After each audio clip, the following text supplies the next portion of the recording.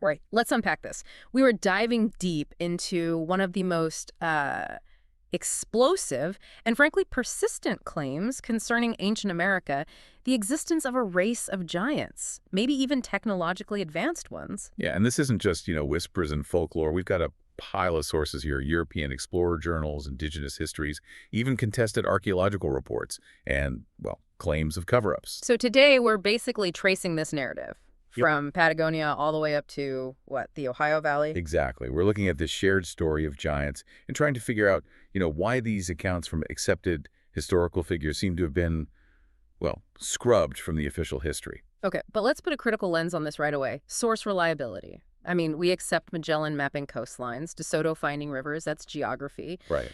But giants, couldn't that just be exaggeration, fear, maybe playing it up for the folks back home? Why trust those specific entries? That's the key question, absolutely. But the reason we're looking closer is the sheer consistency. We're talking reports separated by decades, thousands of miles. Hmm. If it was just one sailor's tall tale, okay, dismiss it. But the earliest European accounts, the size descriptions are remarkably similar, even before they could have, cross-pollinated their stories. Okay, give us an example. What's an early one? Start with Amerigo Vespucci. This is 1499 off Curacao. His journal talks about finding these very large footprints of men on the sand. The big footprints, okay. And they find a village. The women, he says they were so tall he gazed at them in astonishment. And the men, when they showed up, even bigger. Vespucci wrote one was taller when upon his knees than I was when standing erect. Whoa. Okay, knees to standing. That's easily over 8 feet tall. Then fast forward 20 years, Pineda. Alonso Alvarez de Pineda, 1519, Gulf Coast. His reports mention a race of giants from 10 to 11 palms in height. 11 palms? How tall is that? That's pushing 3 meters, almost 10 feet. Nearly double the height of your average European back then. And Pineda's account had some cultural notes too, didn't it? Yeah, interestingly, he described them as friendly and living alongside pygmies, apparently, a diverse society.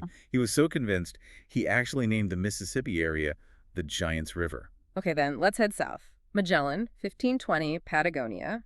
Antonio Pigafetta, his chronicler, wrote about the Patagonians. Big feet. Right, and Pigafetta gives a pretty specific size comparison. He said the biggest guy in their whole crew only came up to somewhere between the giant's waist and shoulder. That's massive. Okay. And there was that weird gesture. Yeah, lifting one finger to the sky, maybe asking if they came from the heavens. Who knows? It's a strange little detail. But the Magellan story gets dark fast. The kidnapping attempt. It really does. Magellan wanted proof, right? So he came up with this cunning trick, disguising iron leg fetters as jewelry. That tells you something about their mindset, doesn't it? It wasn't just observation. It was about capture, conquest. Does that taint the size claims? It absolutely colors how we read it. But the size description wasn't the reason for the trick. The capture was. And the chronicles do confirm they managed to chain 2 of them. Tragically, both died pretty quickly from illness on the ship. So the story kind of validates the encounter, even while exposing how brutal the explorers were. Precisely. Now let's jump back north. Hernando de Soto, 1539, southeastern U.S. His chronicler, Rodrigo Rangel, wrote about meeting the son of Chief Tuscaloosa, Black Panther. And Rangel immediately called him a great-limbed giant. Yeah, noted that the tallest Spaniards' heads only reached the giant's breast. But then they meet Chief Tuscaloosa himself. Even bigger. Described as a giant mightier than his son. Like a gnarled, leafless tree, high up he towered.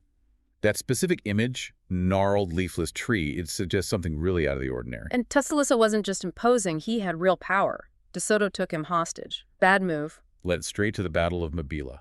Huge ambush. Something like 200 conquistadors killed. They burned the city, but Tuscaloosa's body never found. So these accounts aren't just like isolated coastal weirdness. Exactly.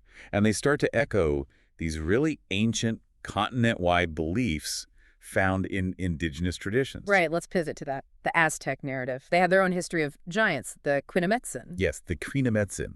It translates roughly to men of great stature, or maybe the old ones. And in their myths, these weren't just random monsters, right? No, not at all. What's fascinating is how it ties into their creation story. The Aztecs believed the Quinametsin were the first people created during the age of the first sun. They were apparently already there when the Aztecs emerged from the 7 caves, Chicamostoc. So the original inhabitants, according to them. Basically, yeah. And you see this reflected in the landscape, too. Take the myth of the giant Zoa. The one who built the pyramid. The Great Pyramid of Cholula, yeah. largest pyramid by volume in the world. The story goes Goa survived a great flood, and he and his 6 brothers built it as a sanctuary. But maybe also to reach the gods as a challenge. That's one interpretation. That they kept building it higher, trying to reach the gods who'd tried to wipe them out. And Cholula does have this vast network of tunnels, maybe 5 miles mapped. It kind of fits with this idea of an architect emerging from the earth. And giant encounters continued right up to the Spanish conquest. Absolutely. Maybe the most, let's say, credible or well-documented one is Silicatzen, the giant warrior defending Tenochtitlan in 1521. Cortés mentioned him. He did. Multiple witnesses confirmed Silicatzen was huge, probably over 10 feet tall, hurling massive boulders at the Spanish, apparently fought without armor. And they couldn't take him down. Never directly defeated him in combat, no. Yeah. Though he likely died later, maybe disease or starvation during the siege. Okay, so Aztec warriors. But this giant narrative wasn't just in Mesoamerica. Let's go west, the Paiute legends. Right, the Paiute people of the American West. They tell stories of the Citica. The two leaders. Exactly. Described as red-haired, cannibalistic giants who were, well, a menace to their ancestors. And the legend ends with them being trapped in a cave.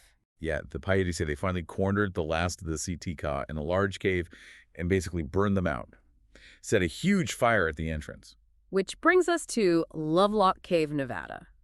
This is where it gets really interesting, potentially physical evidence. It really does, because in the early 1900s, miners digging for guano in Lovelock Cave found mummies. And they were big. Well-preserved mummies, measuring between 6 and reportedly up to 8 feet tall.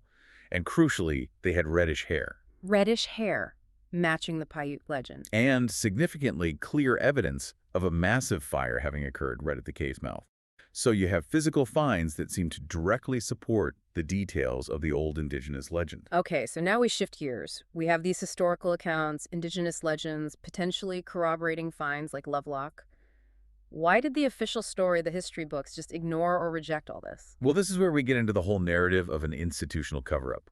Often it's linked to the Smithsonian institution in the late 19th century. Figures like John Wesley Powell and Cyrus Thomas? Exactly. They were very influential, promoting what's called the isolationist theory. And the goal of that theory was, what was the political angle? Essentially, to create a neat, tidy, and purely American story of prehistory. It required indigenous cultures to have developed entirely independently, in a straight line, with no outside contact before Columbus, and certainly no room for, earlier, possibly more sophisticated peoples, or giant races. So classifying all the mound builders and unusual remains as direct ancestors of known tribes simplified everything. It did. It allowed them to claim a kind of ownership over the narrative of the American past. The Smithsonian, under Powell especially, developed a reputation for excluding or dismissing evidence that complicated this clean timeline. Anomalies like giant skeletons just didn't fit. But it wasn't like these finds were totally secret back then, right? Lincoln knew about them. Right. There's that quote from Abraham Lincoln in 1848 talking about the eyes of that species of extinct giants whose bones fill the mounds of America have gazed on Niagara as ours do now.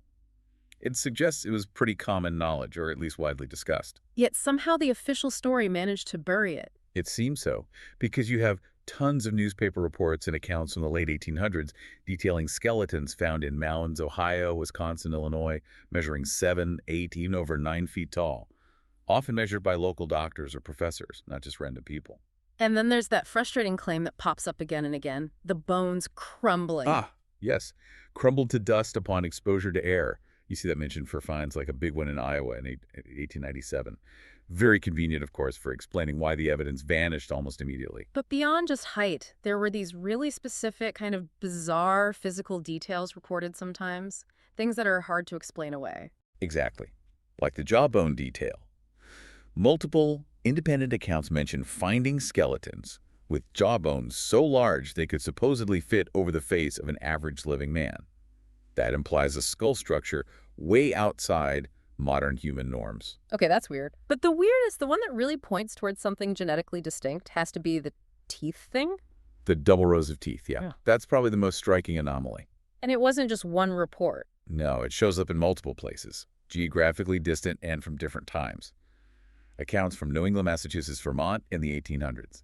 Then you have the report of that supposed 12-foot skeleton found near Lompoc, California. They specifically mentioned double rows of teeth all around the jaw. Medically, that's not just a few extra teeth, is it? That sounds different. Right. Normal hyperdontia usually involves extra teeth scattered randomly. This description implies a consistent, structured second row. If true, that would suggest a fundamentally different genetic trait, maybe even a distinct hominid lineage, not just a variation within Homo sapiens. So the idea is that Smithsonian officials would have seen these reports, giantism, weird jaws, double teeth, and deliberately chose to classify them as just unusual Native Americans to fit their narrative. That's the core of the cover-up accusation, that the evidence was ignored or suppressed Yeah. because it didn't fit the desired, simplified model of American prehistory. Which brings up a deeper question. How far back does this kind of manipulation of the record go? We're not just talking about bones disappearing. What about visual records? Images? Now, that's a crucial point. Let's look at the early Virginia colony stuff. Hmm? You have these watercolors by John White from the 1590s. One image, later used in Ogilby's 1671 book, shows this tall female figure on the platform. Indigenous people around her, looking respectful. And the height was symbolic. White often used larger figures to denote importance, yeah. In this case, it's believed to represent Kawasa, a spiritual guardian figure for the local Algonquin people. It was likely documenting a real ceremony or figure of high status, like maybe King Powhatan. But that image didn't stay accurate for long. No. Almost immediately, engravers like Theodore de Bry started Europeanizing White's images in their own publications around 1590.